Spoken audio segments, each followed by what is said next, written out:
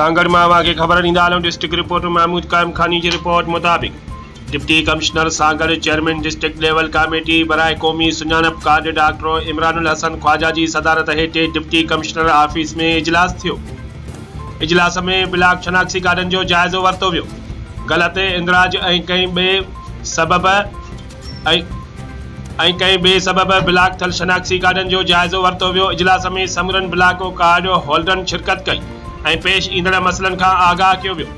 इजलास में कमेटी के मेंबरन zonal assistant director NADRA Sanghar Shahnawaz Chachar police ऑफिसरन हसास इदारन ISI ऐं IBA के नुमाइंदनि शिरकत कई ऐं दस्तावेज़न जो जाइज़ो वरितो। उन मौके ते डिप्टी कमिश्नर सांगड़ चयो त जिन माण्हुनि जा कार्ड ब्लॉक किया विया आहिनि उहे कंहिं बि एतराज़ जे हल लाइ घुर्बल दस्तावेज़ खणी अचनि त जीअं सदन एतराज़नि खे ख़त्म करे खेनि क़ौमी शनाख्ती कार्ड जारी करे सघिजनि। उन मौके ते ॿियनि लाॻापियल ऑफिसरनि ऐं मुतासिरनि पिणु शिरकत कई ऐं पंहिंजा मसइला बयान कया।